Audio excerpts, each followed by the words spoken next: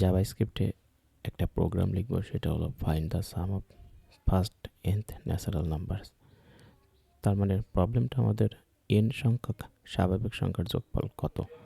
এখন আমাদের যদি বলে n ইকুয়াল টু যদি 5 দিয়ে দেয়, তাহলে এই 1 থেকে শুরু করে 5 পর্যন্ত সংখ্যাগুলোর যোগফল কত। যদি 6 দিয়ে দেয়, তাহলে 1 থেকে শুরু করে 6 পর্যন্ত সংখ্যাগুলোর যোগফল করো।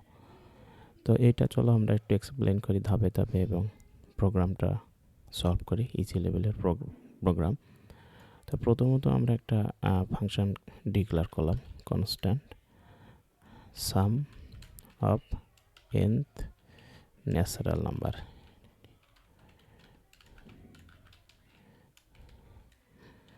এবং এই ন্যাচারাল নাম্বারটা প্যারামিটার হিসাবে তো অবশ্যই একটা ভ্যালু নেবে, সেটা হচ্ছে n।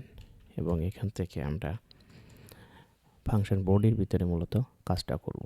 তো চলো শুরুতেই আমরা nতম স্বাভাবিক সংখ্যার যোগফলগুলো রাখার জন্য একটা ভেরিয়েবল ডিক্লেয়ার করি, সাম। এবং এই সামের ইনিশিয়াল ভ্যালু 0, মানে সংখ্যাগুলোর যোগফল 0।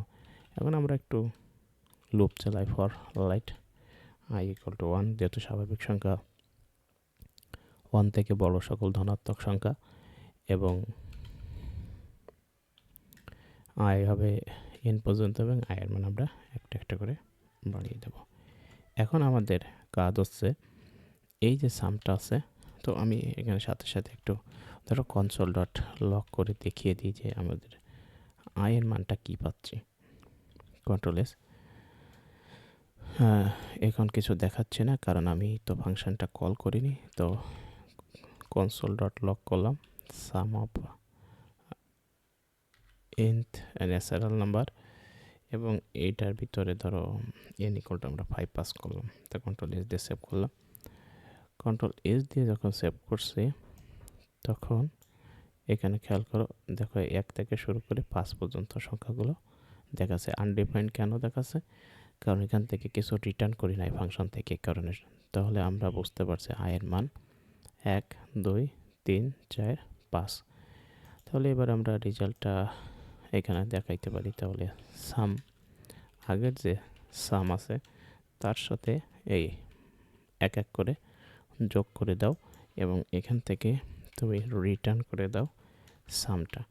যেই সামটা আমি রিটার্ন করে দেবো, আমি আগে একটা ক্যালকুলেশন লিখে রেখেছি টেস্ট করার জন্য, যে 1 থেকে 5 পর্যন্ত সংখ্যাগুলোর যোগফল 15। তো এখন আমরা একটু টেস্ট করে দেখি, কন্ট্রোল এস দিয়ে সেভ করি। আমার 1 থেকে 5 পর্যন্ত সংখ্যাগুলোর যোগফল 15 দেখাচ্ছে। এখানে একটু উল্লেখ করি যে আমরা এইটা আবার একটু শর্ট করে এইভাবে লিখতে পারি। এক্স্যাক্ট আমার একই অ্যান্সার দিচ্ছে। এবার কেউ যদি বলে 1 থেকে 100 পর্যন্ত সংখ্যাগুলোর যোগফল কত, তুমি জাস্ট এখানে 100 বসিয়ে দাও এবং কন্ট্রোল এস দিয়ে সেভ করো, 5050।